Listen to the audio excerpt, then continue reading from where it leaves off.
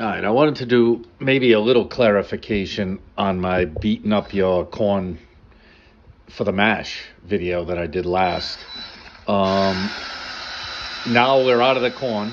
I've drained and sparged all the corn out. Now I ran out of malted wheat. I have a 55-pound bag waiting for me at the store that I got to go up and grind. And I'll probably also get another 55-pound bag of malted two-row barley, which is what's in here. So since I ran out of wheat, I decided to do about 12 pounds of corn in the original mash and probably about 12 pounds of barley to back it up. In order to fill my still, I need 4 of these 8-gallon BSG buckets. They're pretty much fermented. This front one here actually got natural yeast inside of it before I could pitch yeast into it and started fermenting on its own.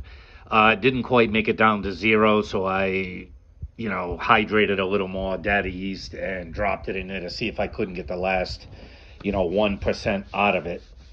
But the back 2, I pitched daddy yeast into, and they fermented out in probably 4 or 5 days in the summer heat. They were done pretty fast. But then again, I don't do high alcohol content mashes. You know what I mean? If I can get to 7, 8, 9%, then I'm happy with my mash. But the thing I wanted to clarify was that while I am a strong proponent, I used to do something that they call perpetual sparging, where I used to sparge out. Let me grab my strainer. I have strainers that fit in here. Hold on one sec, I'll find it. There are strainers that you can buy from Bayou Classic, who is the maker of this pot. Obviously, you can see it says Bayou Classic on the front of it. It's an 8-gallon pot, and you can buy strainers that fit into its hole right here. You screw it in, and you screw it in tight and you strain it out. But if you are straining this over and over, these screens tend to fill up in 3 seconds, and you're constantly emptying this strainer. And I had even bought a backup because, as you can see, this one is starting to fall apart because I used it so much. It's got developed holes in it. So I had bought a backup one, and they come nicely packaged. You know what I mean? It's brand new. I've never used this one. It's held in a nice styrofoam package, and the seal on it is tight. It's brand new. It's never been used.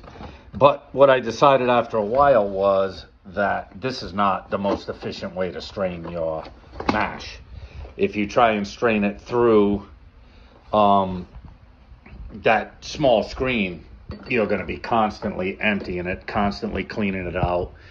So what I do now is just use a big fine mesh strainer, a very wide mouth.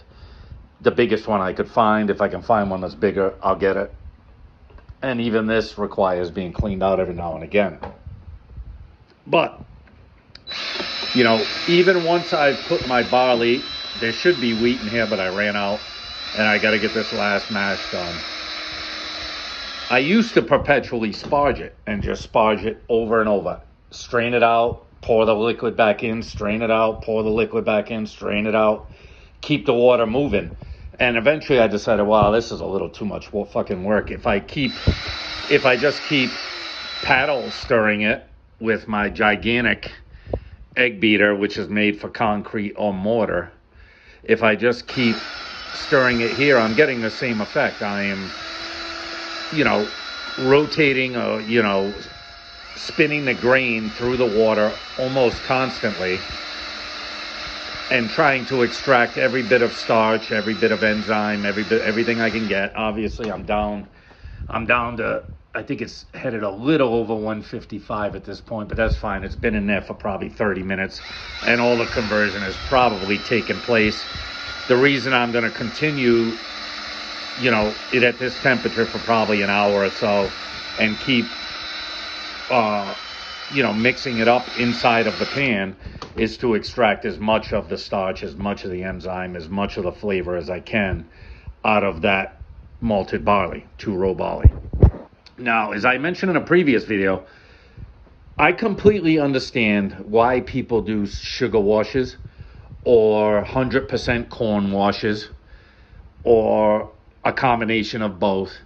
But fortunately for me, I can get these malted grains, whether it's malted barley, malted wheat. I just use cracked corn from Tractor Supply. That's it. Don't crack it anymore. And I use, malted barley.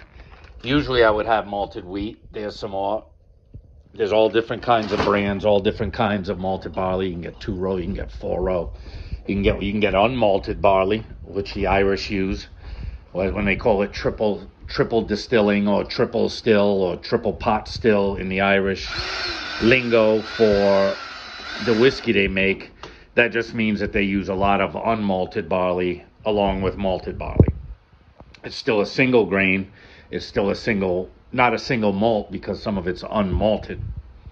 And I believe they used to do that because back in Ireland in the day, they would only tax you on malted barley, but you could get away without taxation on unmalted barley.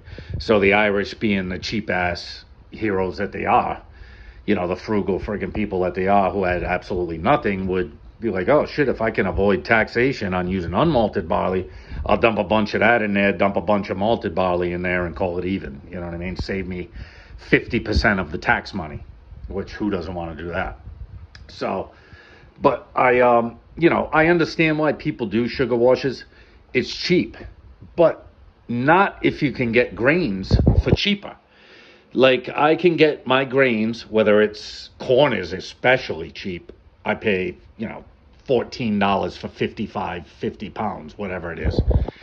But even with my malted products, with my malted barley, my malted wheat, I'm only paying 47 or $48 for 55 pounds. That's less than $1 a pound. Now, sugar is probably heading on that. I don't like to use processed sugar.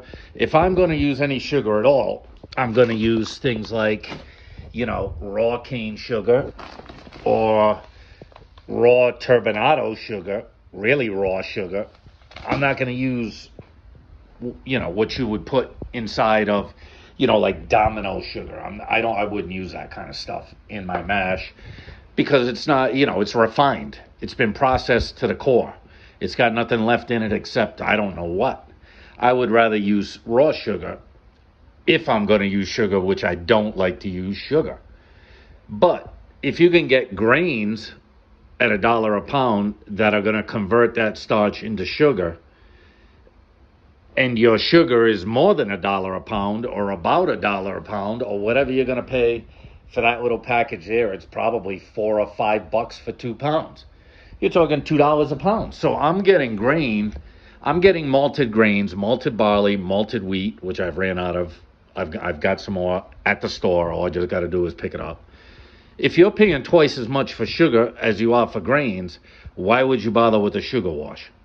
You know what I mean? Now, maybe you can get cheap-ass Domino sugar in a 25-pound bag for next to nothing. There are arguments about this all over the internet, and everybody is entitled to do what they want to do.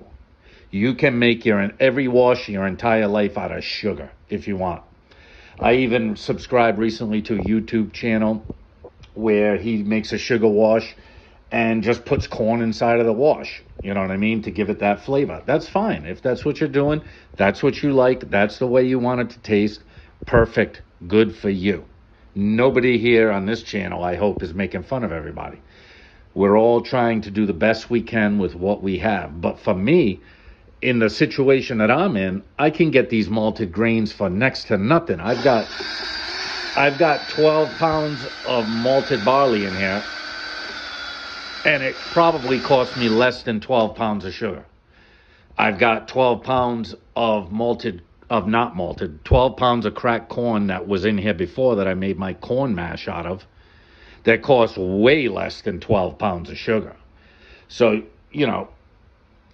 I guess the point I'm trying to make is you're going to have to figure out what's available to you, as I mentioned before, in your area, in your price range, to decide what you're going to make your mash out of. Now, for me, I'm more of a big fan of Scotch and Irish whiskey, which are very heavily using malted grains, malted barley for the most part. And bourbons in America use predominantly corn. They'll throw some rye in there, they'll throw some wheat, they throw barley to make the conversion, but they're not real grain heavy. And, at least for me, grain heavy mashes have the flavor that I'm looking for. It may not be the flavor that someone else is looking for. This guy, that guy, there are so many people who are making videos about this, and they all have their own way of doing it. And they all do it in a way that's most cost efficient for them. But like I said, for me, who's only paying less than $1 a pound for malted grains, malted barley, malted wheat, malted anything. I can't get malted corn around here. No one has malted corn. I guess it's just too expensive per pound to manufacture. So nobody sells malted corn that I've found yet. Although I could make my own. I've seen plenty of videos on making malting buckets and malting your own corn. But malted corn has so little conversion power. Unless the flavor it imparts is so magnificent, why would you bother? You know what I mean? Especially when you get it for my price. Now, if you live in the Midwest or the western part of, America, where I live, maybe your pricing is just way out of whack. You're not going to be able to get malted grains for $1 a pound or less. You're just not going to be able to do that. And I can understand that. I can appreciate that. Making mashes, making shine, making whiskey has to be cost effective for you, or else why would you do it? You're not going to spend the booty, empty the bank account to buy a 55-pound bag of grains for $125, when here I'm getting it for $46, $47, $48. But that's not the case everywhere in America. Luckily I happen to have a BSG warehouse within 7 miles of my house. So the Brewer Supply Group, who supplies just about everything for every brewer, winemaker, or distillery in the Northeast, is 7 miles from my house. I don't have an account with them, but there are stores who deal with them, and they're perhaps not looking to make a massive profit as long as they're keeping their business alive. So, and the end point of this video is I treat my barley the same way I did my corn. I keep it moving. Keep this thing spinning. Keep every grain touching every drop of water inside this pan. Extract every bit of flavor, every bit of starch, every bit of converting power from the enzymes inside of this pan, and try to be as efficient as possible.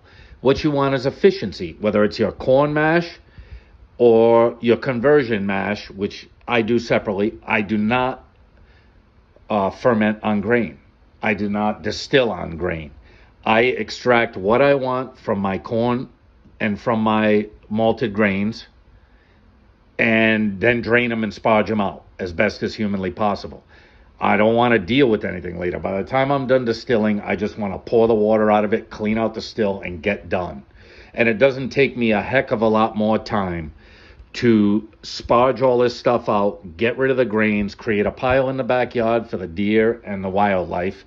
I've actually, even though I live in a somewhat residential area, and, it's called a town, but it's not a city, there are times when I've walked out back and there are just deer hovering over that pile of corn and barley, enjoying the heck out of it. Of course, they hit the panic button and run when they see me, but that's fine. When I'm not around, they're free to enjoy, and so isn't every other bit of wildlife in the neighborhood. They can come in and enjoy it. Squirrels, birds, there's always a pile of birds on it. There's always squirrels eating it. There's always groundhogs, skunks, you name it. Whatever lives in this neighborhood is more than happy to eat that used up pile of grains in the back. It's probably got some nutritional value, because even distilleries give their used grains to farmers to feed their livestock. So there's something done. But I do not at all ever ferment or distill on grain.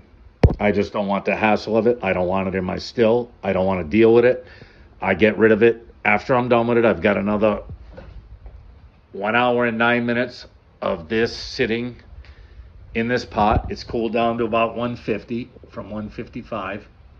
Although, no, yeah, so it's about 145. But that's fine. All of the converting has taken place probably in the first 15 minutes to a half hour. All the conversion of the starch from the corn mash has probably already been converted, and you can tell by the fact that it's not even syrupy anymore. It's just liquidy. But I'll let it sit for a while. It tastes super sweet. That means all my starch is getting converted to corn.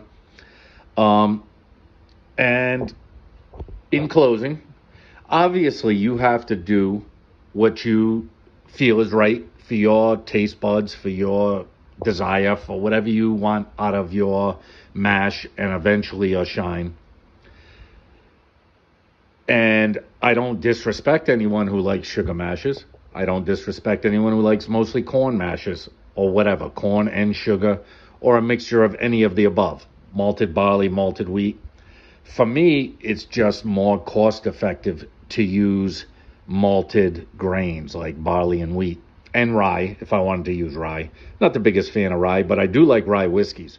I think rye whiskeys that are young have actually a better flavor than like a corn and barley whiskey that's young, or even, a wheated whiskey that's young.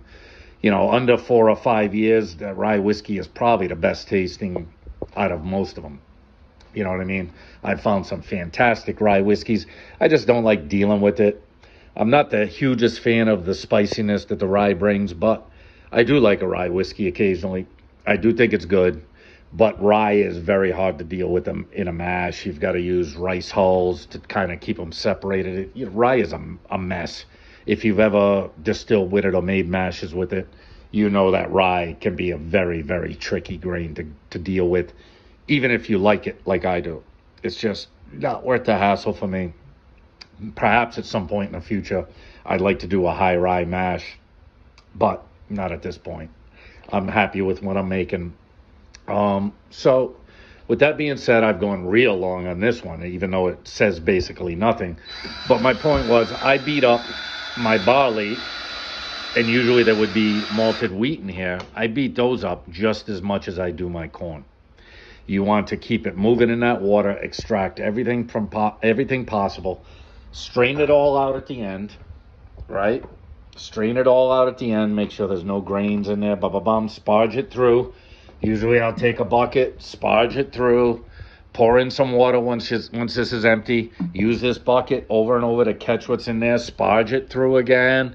I'll sparge it 4, 5, 6, 7 times, whatever I think is right, once this is all emptied out, to make sure that I'm getting the very last of whatever's in those grains out.